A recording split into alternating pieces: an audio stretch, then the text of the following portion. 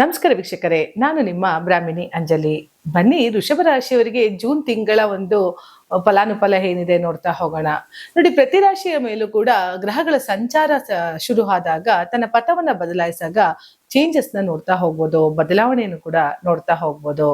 ವೃಷಭ ರಾಶಿಯವರಿಗೆ 11ನೇ ಮನೆಯಲ್ಲಿ ಶನಿ ಇದ್ರೂ ಕೂಡ ಏಕದಶ ಸ್ಥಾನಂ ಕೋಟಿ ಪುಣ್ಯ ಫಲಂ ಅಂತ ಕರಿತೀವಿ.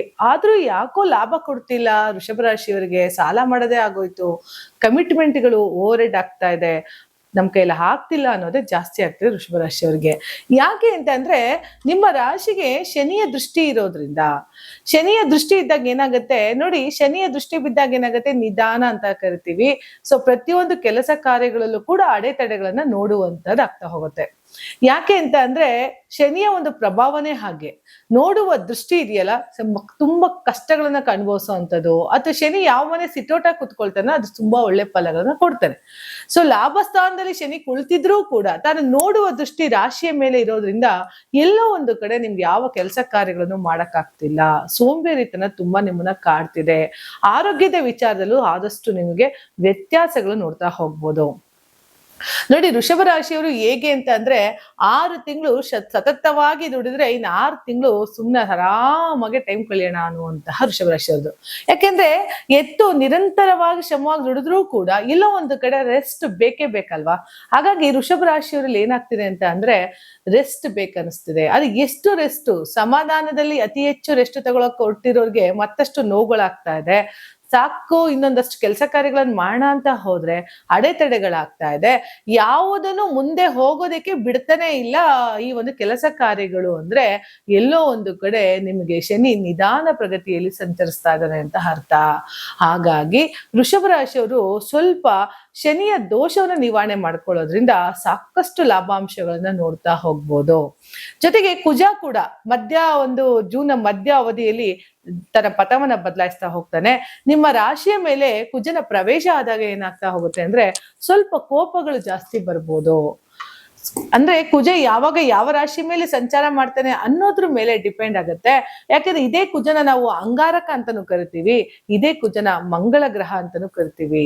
ನೋಡಿ, ಇದೇ ಕುಜ ನೇರವಾಗಿ ಚಂದ್ರನ್ ಕೂಡ ನೋಡೋದ್ರಿಂದ ಕುಜದೋಷ ಅಂತೀವಿ. ಭೂಮಿಗೆ ಸಂಬಂಧಪಟ್ಟಂತ ನಿಧಾನ ಕೆಲಸ ಕಾರ್ಯಗಳನ್ನ ನೋಡೋದ್ರಿಂದ, ಆದಷ್ಟು ಭೂಮಿಗೆ ಸಂಬಂಧಪಟ್ಟಂತ ಯಾರಾದ್ರೂ ತೊಂದರೆಗಳು ಕೂಡ ಕೊಡೋದ್ರಿಂದ ವೃಷಭ ರಾಶಿಯವರು ಕೇರ್ಫುಲ್ ಆಗಿರ್ಬೇಕಾಗತ್ತೆ. ಆದ್ರೆ ವೃಷಭ ರಾಶಿಯ ಮೇಲೆ ಕುಜ ಕೂಡ ಅಲ್ಲೇ ಸಂಚಾರ ಮಾಡ್ತಾ ಇರೋದ್ರಿಂದ ಭೂಮಿಗೆ ಸಂಬಂಧಪಟ್ಟಂತ ಕೆಲಸ ಕಾರ್ಯಗಳಲ್ಲಿ ಯಶಸ್ಸನ್ನು ಕೂಡ ನೋಡ್ತಾ ಹೋಗ್ಬೋದು. ಯಾಕೆ ಅಂತ ಅಂದ್ರೆ, ತೃತೀಯ ಭಾವದಲ್ಲಿ ಗುರು ಕುಳಿತಿದ್ದಾನೆ. ಪರಾಕ್ರಮ ಸ್ಥಾನದಲ್ಲಿ ಗುರು ಕುಳಿತಾಗ ಏನಾಗ್ತಾ ಹೋಗುತ್ತೆ, ನಿಮ್ಮ ಕೆಲಸ ಕಾರ್ಯಗಳು ಹಿಂದೆ ಏನ್ ಮಾಡ್ಬೇಕು ಅಂತ ಸೋಂಬೇರಿತನ ಮಾಡ್ಕೊಂಡಿದ್ದಲ್ಲ, ಈಗ ನೀವು ಮುನ್ನುಗ್ಗುವಂತಹ, ಅಂದ್ರೆ ನಾನ್ ಮಾಡೇ ಮಾಡ್ತೀನಿ, ನಂಗೆ ಈ ಕೆಲಸ ಸಾಧನೆ ಮಾಡ್ತೀನಿ ಅಂತ ಹೇಳಿ ಮುನ್ನುಗ್ಗುವಂತಹ ಒಂದು ಶ್ರಮ ನಿಮ್ ಖಂಡಿತ ಕೈ ಸೇರ್ತಾ ಹೋಗುತ್ತೆ. ನೋಡಿ, ಯಾವುದೇ ಕೆಲಸ ಕಾರ್ಯ ಆದ್ರೂ ಕಾಯಕನೇ ಕೈಲಾಸ ಅಂತಾರೆ. ನಮ್ಗೆ ಎಷ್ಟು ಗ್ರಹಗಳು ನೆಗೆಟಿವ್ ನ ಕೊಡ್ತಾವೋ ಅಷ್ಟೇ ಪಾಸಿಟಿವ್ ನ ಕೂಡ ನಾವು ಮಾಡ್ಕೋಬೇಕಾಗತ್ತೆ. ಇಲ್ಲಿ 3ನೇ ಮನೆಯಲ್ಲಿ ಗುರುಗ್ರಹ ಸಂಚಾರ ಮಾಡ್ತಾ ಇರೋದ್ರಿಂದ ಏನಾಗ್ತಾ ಹೋಗುತ್ತೆ, ನಿಮ್ಮ ಪರಾಕ್ರಮದಲ್ಲಿ ಅತಿ ಹೆಚ್ಚು ಸಾಹಸಗಳನ್ನ ನೋಡ್ತಾ ಹೋಗ್ಬೋದು. ಜೊತೆಗೆ ಶನಿ ಕೂಡ 11ನೇ ಮನೆ ಲಾಭಸ್ಥಾನ ಕುಳಿತುಕೊಂಡು, ಬುಧ ಶುಕ್ರ ಕೂಡ 3ನೇ ಮನೆ ಸಮಾಗಮದಲ್ಲಿ ಕುಳಿತಿರೋದ್ರಿಂದ ಎಲ್ಲೋ ಒಂದು ಕಡೆ ನೀವು ಅನ್ಕೊಂಡಂತಹ ಕೆಲಸ ಕಾರ್ಯಗಳಲ್ಲಿ ವೃಷಭ ರಾಶಿಯವರು ಯಶಸ್ಸನ್ನ ನೋಡ್ತಾ ಹೋಗ್ಬೋದು. ಯಾಕೆ ಅಂತಂದ್ರೆ, 3ನೇ ಮನೆಯಲ್ಲಿ ಗುರು ಕುಳಿತುಕೊಂಡು, ಅಂದ್ರೆ ಕಟಕ ರಾಶಿಯಲ್ಲಿ ಕುಳಿತುಕೊಂಡು ಶನಿನ 5ನೇ ಭಾವದಲ್ಲಿ ನೋಡ್ತಾರೆ.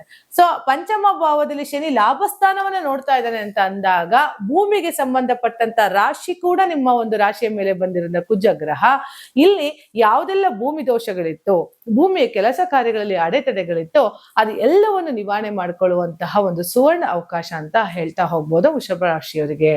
ಯಾಕೆ ಗುರುವಿನ ದೃಷ್ಟಿ ಬಿತ್ತಲ್ಲ, ಗುರುವಿನ ದೃಷ್ಟಿ ಯಾವಾಗ ಲಾಭಾಂಶದ ಮೇಲೆ ಬೀಳುತ್ತೋ ಆಗ ನೀವು ಲಾಭವನ್ನ ನೋಡ್ತಾ ಹೋಗ್ಬೋದು. ಖಂಡಿತ ಒಳ್ಳೇದಾಗತ್ತೆ. ಆದ್ರೆ ವೃಷಭ ರಾಶಿಯವರಿಗೆ ಎಲ್ಲೋ ಒಂದು ಕಡೆ ತಾಯಿಯ ಆರೋಗ್ಯದಲ್ಲಿ ಅನಾರೋಗ್ಯ ನೋಡುವಂಥದ್ದು, ತಮ್ಮ ಆರೋಗ್ಯದಲ್ಲಿ ಚೇತರಿಕೆ ಇಲ್ಲದೆ ಇರೋದು, ಉತ್ಸಾಹ ಉಲ್ಲಾಸ ಎಲ್ಲವನ್ನೂ ಕಳ್ಕೊಂಡಿದ್ದೀರಿ. ಯಾಕೆಂತಂದ್ರೆ ವೃಷಭ ರಾಶಿಯವರು ಸತತವಾಗಿ ದುಡಿಯುವಂತಹ ವ್ಯಕ್ತಿಗಳು. ಅಂದ್ರೆ ಬೆಳಗ್ಗೆ ಹಗಲು ಅನ್ನದೇ ಪರಿಶ್ರಮವಾಗಿ ದುಡಿಮೆ ಮಾಡುವಂತಹ ವೃಷಭ ರಾಶಿಯವರಿಗೆ ಯಾಕೋ ಇತ್ತೀಚೆಗೆ ತಾವು ಮಾಡುವಂತಹ ಕೆಲಸ ಕಾರ್ಯಗಳಲ್ಲಿ ಸುಸ್ತಾಗುವಂಥದ್ದು ಅಥವಾ ಮಾಡಬೇಕಂತಹ ಒಂದು ಉತ್ಸಾಹ ಅವ್ರ ಕಡೆ ಇಲ್ಲದೆ ಇರುವಂತದ್ದು, ಆಸೆ ಆಕಾಂಕ್ಷೆಗಳವ್ರನ್ನ ಕುಗ್ಗುವಂತಹ ಒಂದು ಪರಿಸ್ಥಿತಿ ವೃಷಭ ರಾಶಿಯವರಿಗೆ ಮಾಡೋದ್ರಿಂದ ಗುರು ಇವಾಗ ನಿಮ್ಮ ಲಾಭ ಸ್ಥಾನವನ್ನ ನೋಡ್ತಾರಿಂದ ಖಂಡಿತ ಒಳ್ಳೇದಾಗತ್ತೆ. ವೃಷಭ ರಾಶಿಯವರು ಯಾವಾಗಲೂ ತಾನಾಯ್ತು ತನ್ನ ಪಾಡಾಯ್ತು ಅಂತ ಇರುವಂತಹ ವ್ಯಕ್ತಿಗಳು. ಯಾವುದೇ ಯಾರ ಸವಾಸಕ್ಕೂ ಹೋಗದೆ ತಾನಾಯ್ತು ತನ್ನ ಜೀವನ ಆಯ್ತು ಅಂತ ಮಾಡುವಂತಹ ವೃಷಭ ರಾಶಿಯವರಿಗೆ ಖಂಡಿತ ತಮ್ಮ ಕೈಕಾಲ್ ಕೆರ್ಕೊಂಡು ನಿಮ್ ಜಗಳಕ್ಕೆ ಬರುವಂತಹ ವ್ಯಕ್ತಿಗಳು ನಿಮ್ ಜೊತೆಗೆ ಬಂದೇ ಬರ್ತಾರೆ. ಅಂದ್ರೆ ನೀವು ಸುಮ್ನೆ ಇದ್ರೂ ಕೂಡ ಅವರು ನಿಮ್ಮನ್ನ ಪ್ರಮೋಟ್ ಮಾಡೇ ಮಾಡ್ತಾರೆ. ಆ ರೀತಿ ಎಚ್ಚರಿಕೆಯಿಂದ ಇರ್ಬೇಕಾಗತ್ತೆ ವೃಷಭ ರಾಶಿಯವರು. ಎಲ್ಲೋ ಒಂದು ಕಡೆ ನಮ್ಮ ಟೈಮ್ ಸರಿ ಇಲ್ಲ ಅಂದಾಗ ನಾವು ತುಂಬಾ ಸೈಲೆಂಟ್ ಆಗಿರ್ಬೇಕಾಗತ್ತೆ ವೀಕ್ಷಕರೇ. ಯಾಕೆ ಅಂತಂದ್ರೆ ಕೆಲವೊಮ್ಮೆ ಮೌನದಿಂದ ಕೊಡುವಂತಹ ಉತ್ತರ ಇದೆಯಲ್ಲ, ಅದು ಸಾಕಷ್ಟು ಆನ್ಸರ್ನ ಕೊಡ್ತಾ ಹೋಗುತ್ತೆ. ಮಾತಿಗೆ ನಿಂತಾಗ ಮಾತಿನ ಬರದಲ್ಲಿ ಮಾತು ಬೆಳೆದು ಒಂದು ನೋವು ಆಗೋ ಬದಲು ಅದು ಹೆಚ್ಚು ನಮ್ಗೆ ನೋವು ಕೊಡುತ್ತೆ ಅಂದಾಗ ನಾವು ಮೌನಕ್ಕೆ ಶರಣಾಗ್ಬೇಕಾಗತ್ತೆ. ಹಾಗಾಗಿ ವೃಷಭ ರಾಶಿಯರು ಎಲ್ಲೋ ಒಂದು ಕಡೆ ದಯವಿಟ್ಟು ಮೌನಕ್ಕೆ ಶರಣಾಗಿ, ಗ್ರಹಗಳ ಫಲಾನುಫಲ ನಿಮಗೆ ಕೊಡೋದಿಕ್ಕೆ ಅಂತಾನೆ ಗುರು ಗ್ರಹ ಜೂನ್ 2ನೇ ತಾರೀಕಿಗೆ ಚೇಂಜ್ ಆಗ್ತಾ ಇರೋದ್ರಿಂದ, ಅದೇ ಗುರು ನಿಮ್ಮನ್ನ ಲಾಭ ಸ್ಥಾನವನ್ನ ನೋಡೋದ್ರಿಂದ ಇಷ್ಟು ದಿವಸ ಮಾಡಿದಂತಹ ಸಾಲಗಳಿರ್ಬೋದು, ಕಮಿಟ್ಮೆಂಟ್ಗಳಿರ್ಬೋದು, ಬರತಕ್ಕ ಹಣಗಳೇನಿತ್ತು, ಅಡೆತಡೆಗಳಿತ್ತು, ಅದೆಲ್ಲವೂ ಕೂಡ ನಿವಾರಣೆ ಆಗುವಂತಹ ಒಂದು ಸಮಯ ವೃಷಭ ರಾಶಿಯವರಿಗೆ ಬಂದಿದೆ.